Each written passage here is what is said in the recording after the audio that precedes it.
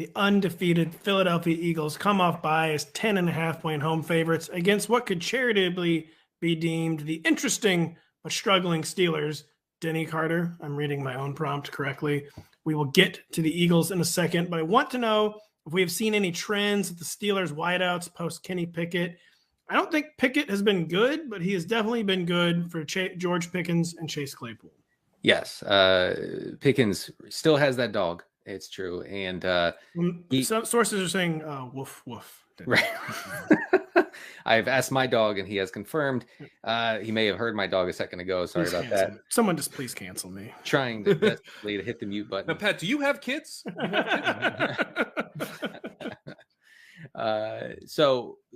George Pickens has seen 28% of the targets with Pickett under center. He's seen a 10.8 adjusted yards per attempt. That's compared to a 35% share for Diontae Johnson, who has seen an adjusted yards per attempt of 0.63 when catching passes from Kenny Pickett. So really, really quite different usage. Now, Kenny Pickett is doing two things. He's not really throwing downfield that often. Only 11% of his passes have gone over 20 yards. And he's insanely bad at it. He's completed 5 of 14. Mrs. Lincoln, it's a good play. It's a good play. Yeah. 5 of 14 downfield throws for 0 touchdowns and, folks, 5 interceptions. So he is quite terrible, maybe overall, but definitely down the field. But you know what? He's giving Pickens, enough, I think enough targets for him to have low end wide receiver 2 viability. And I know Diontae Johnson's frustrating, but you got to keep starting him because he's seeing so many targets. The regression will hit eventually. No, it won't, man. It's in the fantasy bylaws. You are actually legally obligated to do it. Yeah, his targets. His targets are seriously just like junk mail. Like, oh, great, another ad savers thing. Yeah, just right in the recycling. That's what Diontae Johnson targets are. I mean, do we in 2 weeks? Are we going to be ranking George Pickens upside higher or this junk volume for Diontae Johnson? No, it's already the upside's already higher. Like the upside's higher. I just meant in terms like, do we have to force that upside ahead of the supposed floor of Diontae Johnson? Dude, when you can lock in 3 for 22 every single week in, week out, you got to do it. It would be nice if Diontae Johnson didn't just fall down immediately after catching. I would prefer if he could catch an occasional target, but he's still getting them. Denny, like you said, if he ever added a single yard after the catch, I mean, he actually runs backwards. Like when he catches it, he starts running the opposite in the wrong direction. Don't put it in the paper that I was mad at Kyle Shanahan, by the way. So we're talking about the Steelers pass catchers. Kerrane, do we expect anything to change with the Eagles' approach post-bye? Or can each of A.J. Brown, Devontae Smith, and Dallas Goedert keep getting home? Jalen Hurts only has 6 passing touchdowns in 6 games. Yeah, so I think the Eagles are a very interesting team because they seem to have a couple of different modes to their attack. We've seen them go run heavy twice against the Jaguars in that bad weather game, against the Cowboys, which is very much a run funnel defense as teams generally try to avoid that pass rush. But we've also seen them lean into the short passing game against the Cardinals when they were having trouble protecting Hurts. I think that is really kind of the key here. Can the Eagles protect Hurts? Can they stop defenses from getting to him quickly? They're going up against a defense this week that ranks 27th in pass rush grade and 26th in quick pressure rate. I think if they're able to protect Hurts, which they should be able to in this matchup, we could see the return of more of a downfield passing game, which would really be helpful for A.J. Brown, would also be helpful for Devontae Smith. And I mean, it's just great for everybody if they can start throwing downfield. Dallas Goedert, they like to use a lot on screens. That should open up that for that type of attack. So to me, this sets up as like a really, really nice spot for A.J. Brown. I could see him absolutely going nuclear here. I think he's one of the best plays at any position this week. Danny, I should have asked you this earlier. Pat Freiermuth becoming a tight end 1 again. Yes. Is this happening? Sort of. I mean, Pittsburgh is 13th in pass rate over expected. So I think there should be enough pass volume there to fuel like a tertiary pass catcher like Freiermuth. He has 9 targets in each of his past 2 full games. Remember, he missed most of one after, I think, suffering a head injury and then was out the following week.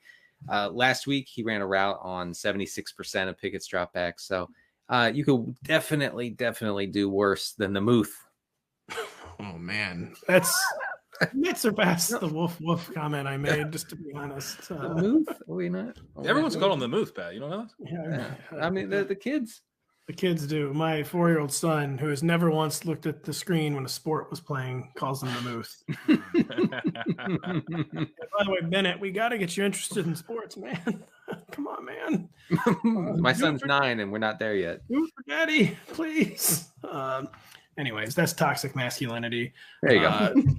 The Dolphins and Lions are a pair of offenses that were supplying early season fantasy points before struggling of late. Patrick Kerrane. They're meeting up in Detroit with a 51.5 total. What is intriguing in this football game? So the Dolphins, in all of the games where Tua has finished, have been pass first in all 4 of those games. Now, they did have their lowest pass rate over expected of just 1% against the Steelers in those 4 games, but still 6% pass rate over expected across the 4 games. Very much kind of a pass first, pass heavy even team. So that's interesting because the Lions, you can do whatever you want. It's up to you how you attack the Lions because they're bad at everything.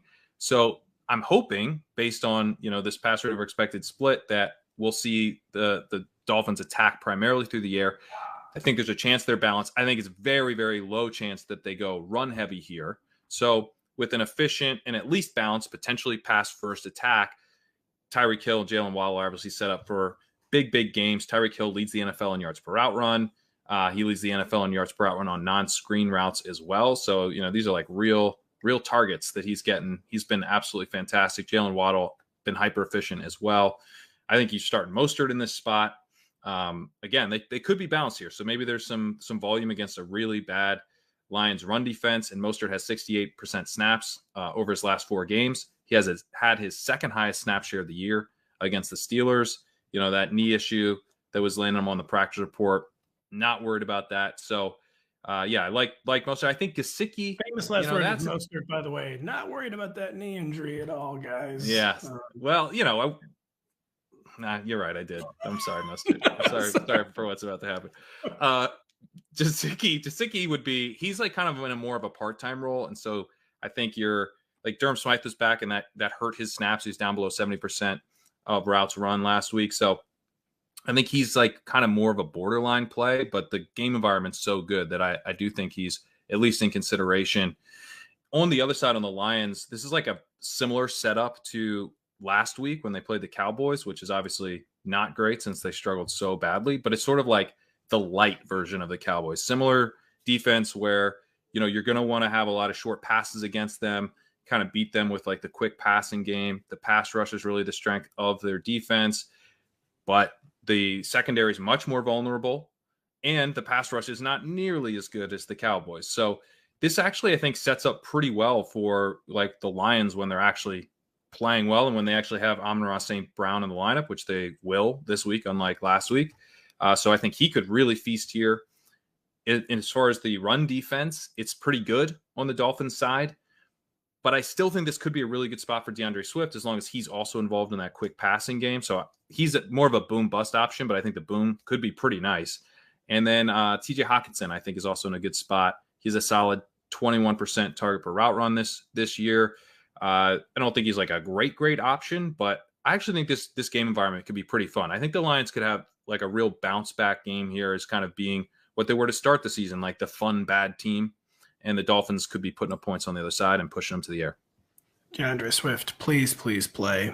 And Amon-Ra, maybe the only silver lining to the concussion that actually was not for Amon-Ra in week 7 is that he got another week to heal up his ankle injury. But we cannot emphasize enough as the Rotoworld Football Show that we need DeAndre Swift to play. Wasn't he full practice? Doesn't matter. You can't. I will believe he's playing when I see him on the field. That's basically what I'm saying with DeAndre Swift. Play, DeAndre, play. Hey, it's Matthew Berry from NBC Sports and Rotoworld.com. Just want to thank you so much for watching what you just watched, or at least being too lazy to click out of it after the autoplay just kept it going. So either way, thank you so much for just letting it scroll by your screen. And now I'd like to ask you respectfully, please subscribe to the NFL on NBC YouTube channel for the latest NFL news, fantasy headlines from Rotoworld, and betting analysis from NBC Sports Edge.